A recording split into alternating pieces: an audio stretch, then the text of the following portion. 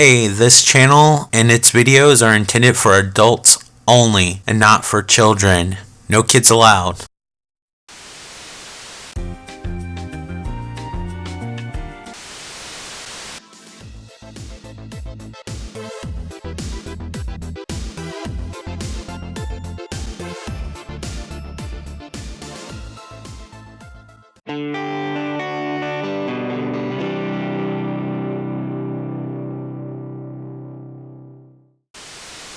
Hey, welcome to my channel. Today we're playing River City Girls on the PlayStation 4. This is also available on the Nintendo Switch, the Xbox One, and the PC. Probably other things too. This is made by WayForward. This is a spiritual successor to River City Ransom, which is an old brawler on the NES that you might have played. I don't know. This is also a spiritual successor to Scott Pilgrim vs. the World, which was really a spiritual successor to River City Ransom on the NES.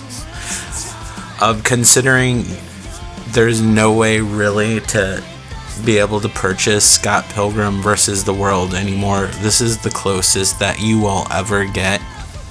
And I highly recommend you getting it, despite how you feel about playing as a high school girl or not, if you really liked that game. Basically, River City Ransom and the Scott Pilgrim vs. the World games and stuff like that, they were all like brawlers with RPG elements, where the more you fought, you would like level up and you would get more powerful. There was like little items you could buy at shops and stuff like that. That has all this quirky retro style to it. It has an anime aesthetic, which is appropriate since River City Ransom was a Japanese game. This is made by WayForward, so it plays pretty much exactly like Scott Pilgrim vs. the World, which it's a shame that game's a victim of digital only distribution. I still have my copy of Scott Pilgrim vs. the World on my PlayStation 3, but if that hard drive ever dies, it'll be lost forever because I can't even download it. And it's a shame I didn't even get the Knives Child DLC. I wish they would somehow get the rights to that game and put it out there, especially in physical form, because I think they would make a fortune. If the rights are really expensive, I have a feeling they would make their money back. Now this is being played, that's what the guy from River City Ransom looked like on the NES, if you're curious. They made a whole bunch of games. I can't think of the company that made them, but they made like Super Dodgeball on the NES, and then there was like some other random games. I believe they also worked on Double Dragon to some extent, because there's Double Dragon characters in this particular game, like a Bobo, which is its own joke because they had that a Bobo's Adventure fan game, which was freaking hilarious. If you haven't looked that up, I definitely would. For whatever reason, this game is letterboxed. I was worried when I recorded this that it would come off chopped off, because whatever reason, when I switched to the capture card, which basically it was switching the PS4 Pro from 4K to 1080p, I did not readjust the screen, so it is what it is, but it looks right, so I see this text and everything. I haven't played a whole bunch of this game, but this is from the actual physical copy that I had to get through limited run games. Now that limited run games are kind of shit on a little bit, they're a little bit easier to obtain if you miss out. Like, I actually pre-ordered this when it came out, so it's not like I bought this off of eBay, but you can fairly easily buy limited run games off of eBay for pretty much what they cost when they first came out. Like, I think people are catching on with like scalper prices and stuff like that. One thing that they do hold a lot of times, even if you buy like a new copy, like they'll open it up. Like each limited run game comes with like a trading card. I really don't give a shit about the trading cards. So I bought 2064, I believe what it was called, Read Only Memories, which was the spiritual successor to Snatcher that was sold on limited run games before I discovered the game, which is weird because I'm usually on point with games, but sometimes like life gets in the way and all of a sudden video games aren't #1 priority. I know that's crazy to understand, but especially coming from some poor sap like myself that really has nothing else going on in life. But anyway, yeah, I really dig the art style. It is a lot like Scott Pilgrim vs. the World. This is a love letter to anybody who missed out on that game. But anyway, when I bought Read Only Memories physically, I got it for basically the same price as it would have cost if I would have bought it when it was new. When I bought it digitally, like I wanted to buy a physical copy, but it was already sold out on limited run games. Like it already had run its course and was already out of production, and actually people had it in their hands, which means it took a while because limited run games seems to take forever to make their titles. Like right now I'm waiting on Gris and trying to think of what the Cyberpunk Bartender game, which there's more to it than that. I think it's like Valhalla Cyberpunk Bartender or whatever. Apparently it takes place in the same universe as the 2060, I think it's like 2164, I don't know. Whatever, Read Only Memories. I think they both take place in the same universe, so I'm waiting on those two games, and I ordered those late last year, and those haven't come out yet. So needless to say, it took me a long time. This game took a while to come out too. Like this, I'm trying to think, like this was a quicker one that came out though, because I believe I ordered it in sometime like during the summer, and I believe I got it in like November or something. I don't know, but that gives you a time frame if you've never ordered from limited run. But it came with, they always come with like nice little instruction booklets like you would get back in the day, and they're like full color, and they like double basically as an art book. So I'm curious how Chris, which is a beautiful game, I hope I'm saying that right, it's like a two-dimensional game. It was originally on Switch, and something told me to wait, and I did. So I don't know why, because I don't think that the resolution's higher on PlayStation 4, but even when you play a 1080p game, and I'm not shitting on the Switch, I think the Switch is an awesome system. Like I like a lot of their exclusives, but like if there's a game like that I don't plan on playing portable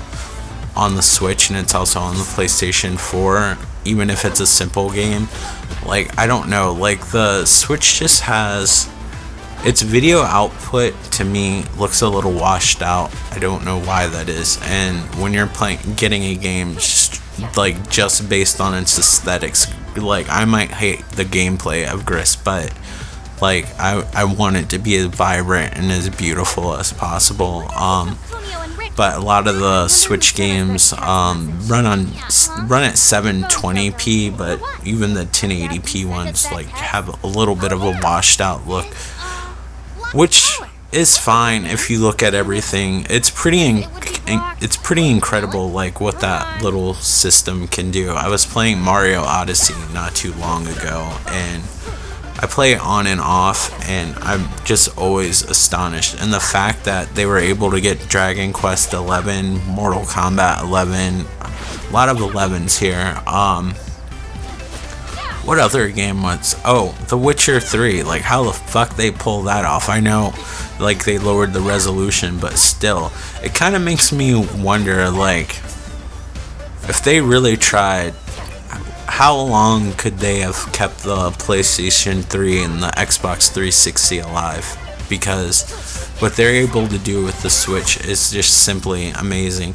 So as you may or may not have noticed, when you level up, you actually get more moves, and the more moves you get, the more you're able to kick ass, or whatever, however you would like to word it. But the school's like a maze, so even though it's like on a 2D plane, there's actually different parts. You can go back to the school, you can level up. I like how you interact with the characters. Talking to a friend that played this game, that actually finished it, there's other characters that you actually apparently can unlock, so you don't just play as the two characters. I don't know, I'm barely in it. Like, I got to the level right after this, right after the school, when I quit playing, where you're on the street. I have no idea how long the game is. If it's anything like Scott Pilgrim, like at some point you're gonna have to go around and start grinding, or farming as some people call it, to level up and get stronger. Otherwise you're going to get destroyed, which I do in this video. Not only am I a terrible YouTuber, like, I'm not a great game player, like as far as like playing video games and stuff, but everything else is, when it comes to game playing, I am like fucking awesome. I don't know. Anyway, I just love the whimsical animations, and it just straight up reminds me of Scott Pilgrim so much. Like, if you miss that game at all, like, do yourself a favor and support this game. And if they ever somehow release Scott Pilgrim after everybody's bitching, and you were one of the people that bitched about it, buy it. Don't just like fucking download it and not like pay for it, because that means to them that it didn't sell. Like, I think people fail to understand this. They're like, oh, they sold 1 million copies, but their expectations when people make fussy. I mean, I don't know. It depends what company you work for. Sometimes I feel like video game development is expensive, and then like I see like what they were able to pull off. Like, it wasn't by no means like a cheap game, but they did an experiment with Hellblade, which is one of my favorite PlayStation 4 games, and they did that on a very limited budget, and to see like how it would do, and it did amazing, to the point that they did a second release and actually released it physically, and it came out on every platform, and it wasn't it was a timed exclusive, but it came out like on everything, including the Switch, which again, incredible for what that system can pull off. So I can deal with the video output that kind of looks like there's a little bit of fog on the mirror, like if you were taking a shower or whatever. Not that bad, but it just feels like your TV screen needs to be cleaned a little bit, or polished, if you will. If you saw in the background, that was like a Bobo. He was like the first boss on Double Dragon, the first one. If you were curious, like if I said Double Dragon, you're like, well, which one? Well, I didn't say 2 or 3, did I? Anyway, so we're just going around the school leveling up. So basically, the girls' boyfriends are the main protagonists of River City Ransom. It's kind of funny because when you talk to people that have played this game, they're not aware of River City Ransom. They think it's its own original title, because I guess they didn't call it River City Ransom Girls. But still, like, why would you think that there was an actual game, an 8-bit game, let alone they like took that long? I think there was some games like on the Super Nintendo or whatever that were related to that series. I know they re-released River City Ransom on the Game Boy Advance as well, so I don't know. But this game is so fun. But if they do release Scott Pilgrim after everybody's bitching, and I will re-buy it myself, because I'm assuming if they ever re-released it, they'd have all the DLC and everything. And this is a miracle. This is like a pipe dream. Like, we all need to like chip in and buy it if we either wanted to play the game or we're upset that we can't play the game anymore. Like, if you don't give a shit about Scott Pilgrim versus the World or this game, forget what I said. And yes, I'm telling you what to do. I know you're an adult, but sometimes even adults need guidance, and I'm guiding you. If they ever release Scott Pilgrim versus the World, that you buy that fucking thing as soon as you can. That game has so much character. I love it so much. I'm thinking about the intro right now. I just like blacked out and I was thinking about the cool music. I think the music, even though I think at one point they denied it, like, because there's like two properties. There's the comic book property, and then there's the people who actually did the music. I wouldn't even mind if they, even though the music's amazing on the game, like, I wouldn't even mind if they changed the music, if they just got like some decent composers. Get the people who did the music on this game and then release that thing physically. I swear it'll sell like hotcakes. But you would get your fix if you played this. Unfortunately, this game has already been run, but I'm pretty sure that you could probably get it on eBay roughly the same price that it was when it was new. I think this was a $30 game, which was an incredible value because not only did it come with a nice colorful manual, it came with the little trading card, which I give no shits about, but it also came with a physical CD soundtrack, which is something they do a lot with limited run games, and not with just the special editions, just the base editions. But like the sprite artwork and everything, there's just so much character into this. I can't imagine this game costing a ridiculous amount of money, but I imagine that there's so much creativity, and like the developers had, like, I imagine that there's so much creativity. I can see that there's creativity going on as far as like the characters and the animations. One thing that you might have noticed is that sometimes you have like a mercy killing thing where you can choose to like kill the characters, or you actually can join up with them, and every once in a while you'll look at the life bar, and on the far right, if you look at the end, there's like those 3 little hearts. You can push the, I believe it's the L1 button, it doesn't matter, that's irrelevant.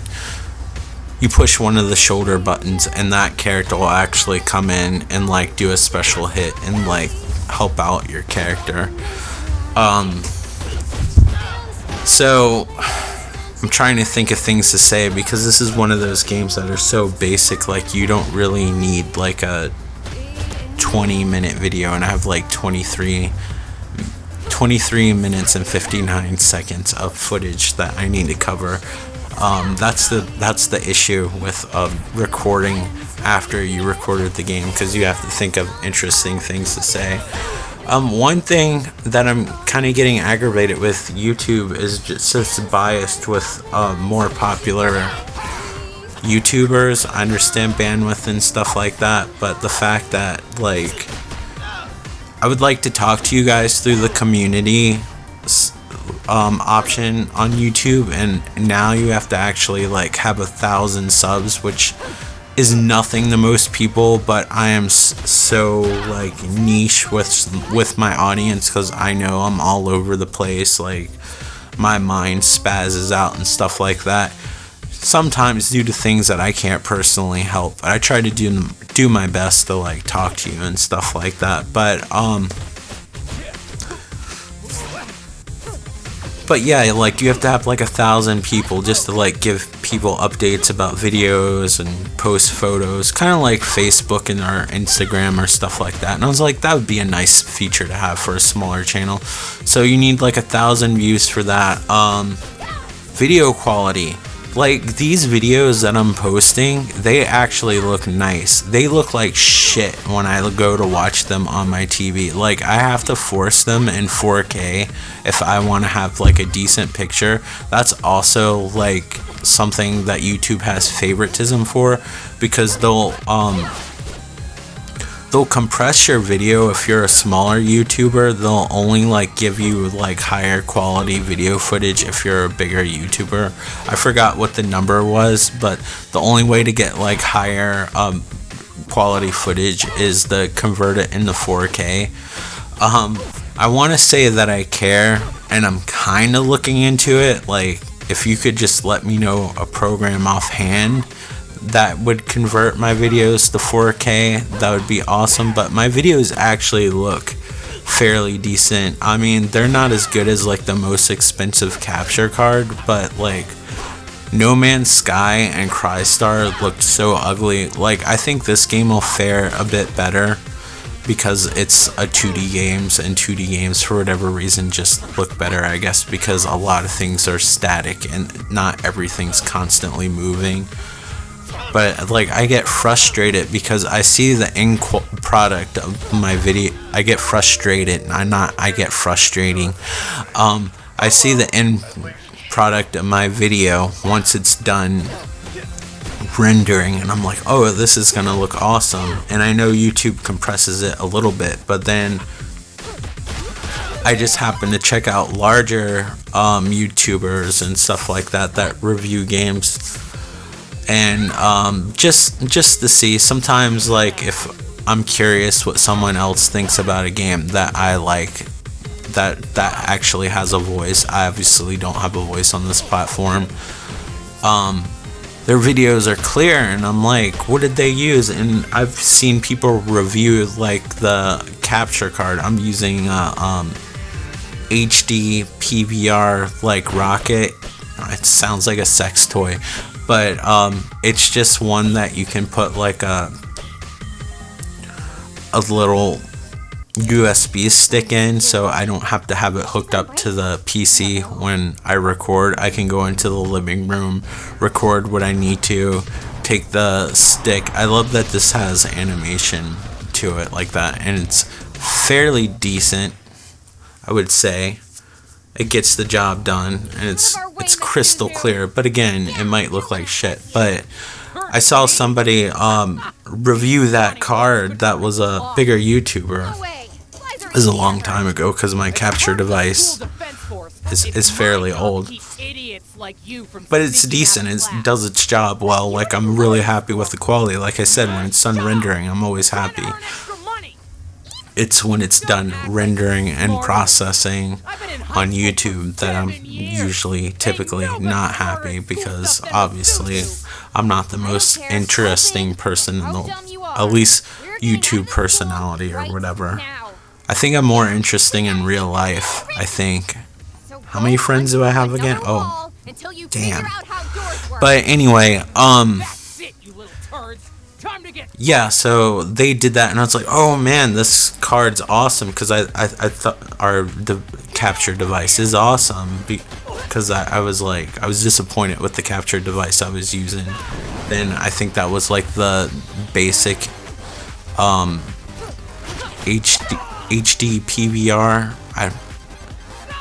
and then I think there was a HD PVR too. I don't know, I haven't used it in so long, but I was like, I used the same card and on some of the same games, and I'm like, why is this not working good? And I thought maybe I wasn't rendering it right, but I'm like, when I watch it on the screen, like, it looks cool. And then I was like, yeah, it only looks like shit on YouTube. So yeah, YouTube favors larger YouTubers, and it's just getting less and less community oriented, and it's disheartening. And this is just something that